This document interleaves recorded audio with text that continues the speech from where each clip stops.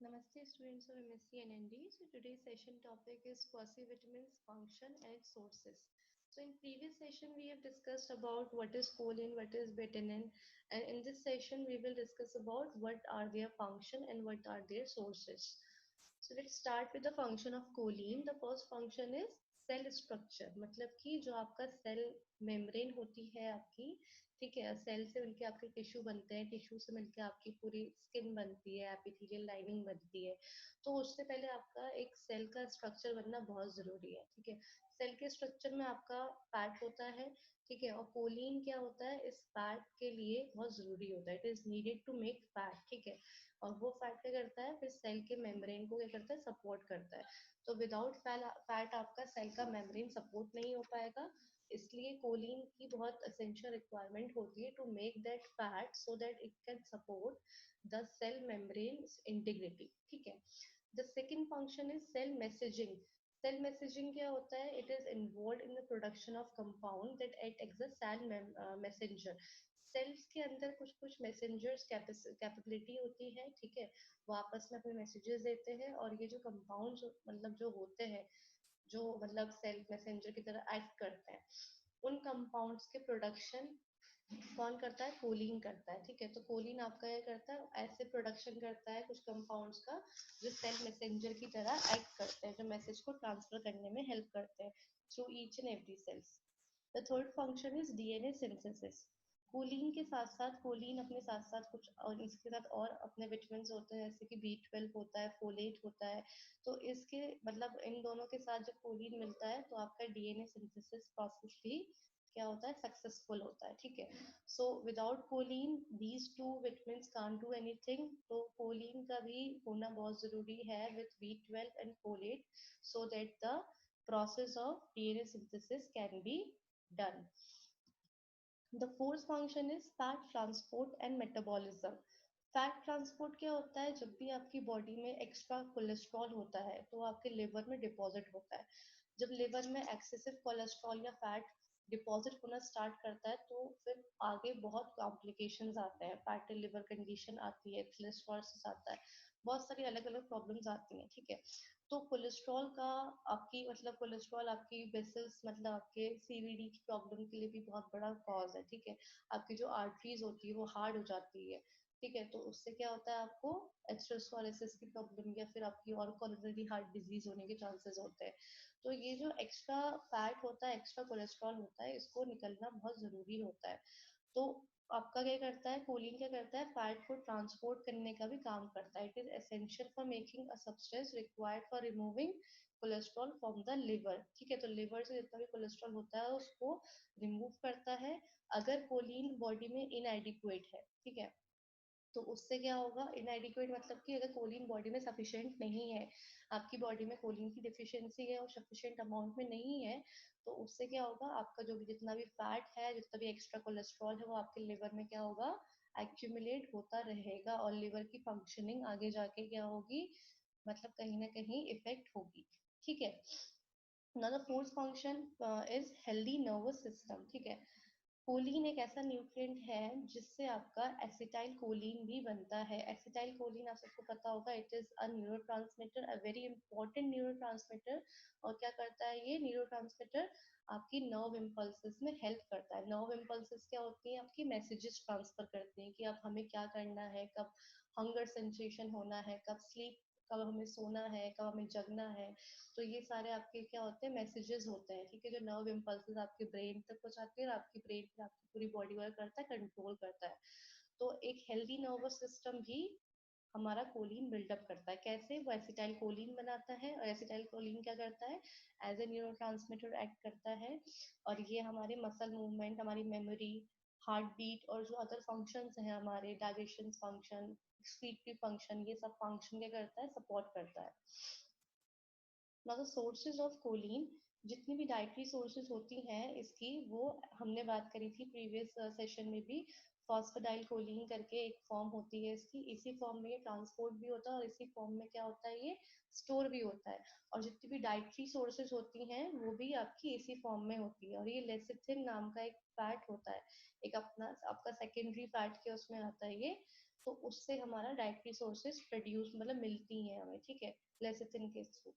जो richest sources होती हैं कोलिन की, वो क्या क्या होती हैं आपकी? बीफ लिवर होता है, चिकन लिवर होता है, ठीक है, आपका egg, fresh cod, salmon and cauliflower. तो ये आपकी क्या थी? Most richest sources of Colin.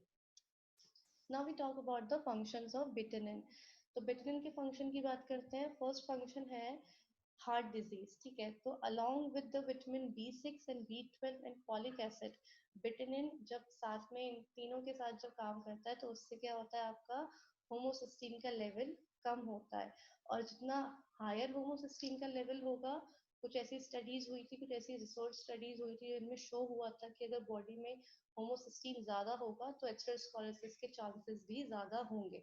Atherosclerosis में क्या होता है? आपकी जितनी भी आपकी आर्टरीज होती है, जो आपकी ब्लड वेसल्स होते हैं अराउंड योर हार्ट, वो क्या होते हैं? आपके हार्डन हो जाते हैं, ठीक है, हार्डनिंग हो जाती है।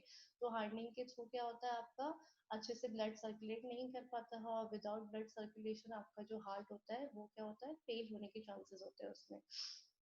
तो होमोसिस्टीन अगर बॉडी में ज्यादा होगा तो आपकी एथेरोस्क्लेरोसिस के चांसेस ज्यादा होंगे। तो इसलिए बिटानिन क्या करता है? In some study it is showed, it is suggested कि बिटानिन आपका होमोसिस्टीन का लेवल कम करता है, but it works with B6, B12 and folic acid, these three water soluble vitamin plus betaine, ये तीनों मिलके होमोसिस्टीन के लेवल को करते हैं, रिड्यूस करते हैं, ठीक है। सेकेंड फंक्शन है होमोसिस्टीन यूरिया। प्रीवियस सेशन में भी इसके बारे में बात हुई थी कि जो होमोसिस्टीन का लेवल होता है वो अगर बॉडी में बिल्डअप हो जाता है तो उससे बहुत सारी प्रॉब्लम्स क्रिएट होती हैं, ठीक है। तो उसमें एक आपकी जेनेटिक प्रॉब्लम के बारे में बात करी गई थी। इनहेरिटेड हेल्थ कंडीशन होती है ये, ठीक है। जैसे अगर आपके पेरेंट्स को है तो आप में भी कहीं ना कहीं ये प्रॉब्लम देखी जाएगी, ठीक है। इनहेरिटेड हेल्थ कंडीशन होती है, जेनेटिकली आपकी पास ऑन होती है थ्रू जनरेशन टू जनरेशन। तो इस कंडीशन में क्या होता है? होमोसिस्टीन का लेवल, जो होमोसिस्टीन आपका एक अमीनो एसिड है, इसका लेवल क्या होता है? बिल्डअप होता रहता है बॉडी में, ठीक है। तो इसका बिल्डअप से आपकी बॉडी में बहुत सारी कॉम्प्लिकेशंस होते हैं, मेनली गैस्ट्रोइंटेस्टाइनल प्रॉब्लम्स आती हैं, ठीक है। तो इसलिए बेटानिन जो सप्लीमेंट्स होते हैं, अगर आप बेटानिन लेते हो, इन सम स्टडी इट में फाउंड कि बेटानिन सप्लीमेंट्स जो होते हैं वो होमोसिस्टीन के लेवल को कम कर देते हैं, ठीक है। इन ऐसे तो उस अगर लेवल कम होता है तो वो प्रॉब्लम भी कहीं ना कहीं क्या होती है? आपकी ठीक होने के चांसेस होते हैं उस प्रॉब्लम के। तो it is very essential for the people who are suffering with homocystinuria और इनहेरिटेड हेल्थ प्रॉब्लम, तो उनके लिए भी बहुत जरूरी होता है। The third one is liver disease. Liver disease जब हम बात करते हैं तो रैट्स में कुछ स्टडीज करी गई थी, कुछ रिसर्च करी गई थी।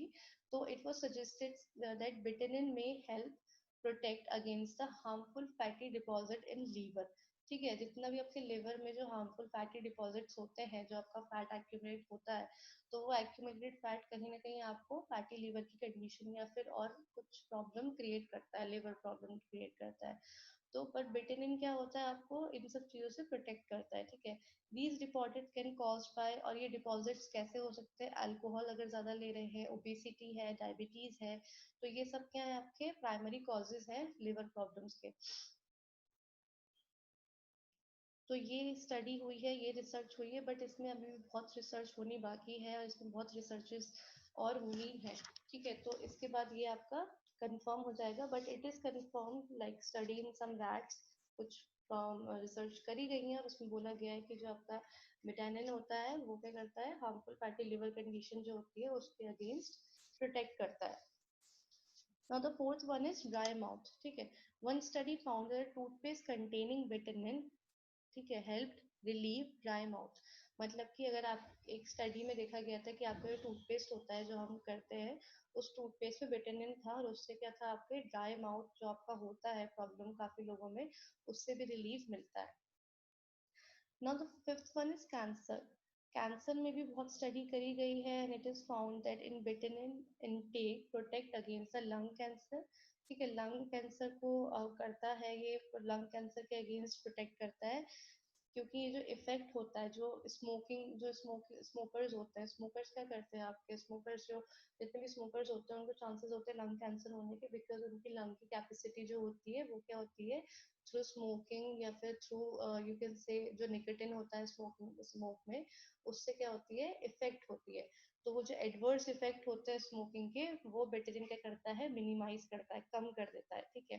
तो लंग कैंसर से एक तो फाइट करता है, और चांसेस होते हैं कि ब्रेस्ट कैंसर के चांसेस भी इसमें इसको लेने से लो होते हैं ना। तो सोर्सेज ऑफ विटामिन, तो डाइटरी सोर्सेज में आपके जैसे बीट्स हो गए, एक्सक्यूज मी, ब्रोकली हो गई, ग्रेन्स हो गया, शेलफिश, स्पिनच, ये सब आपके क्या है, विटामिन की डाइटरी सोर्सेज है ना। द अवेलेबल सोर्सेज जो आपकी मार्केट में अवेलेबल है, विटामिन के कुछ सप्लीमेंट्स होते हैं, ठीक है। जो सप्लीमेंट्स होते हैं वो हम शुगर से या बीट प्रोसेसिंग के थ्रू इस प्रोडक्ट को बनाते हैं, और ये पाउडर, टैबलेट और कैप्सूल फॉर्म में क्या है, अवेलेबल है in the market. So these are the available forms of vitamin and these are the dietary sources. So thank you, and this session is over. So in case of any doubt, you may ask in the comment section. Thank you.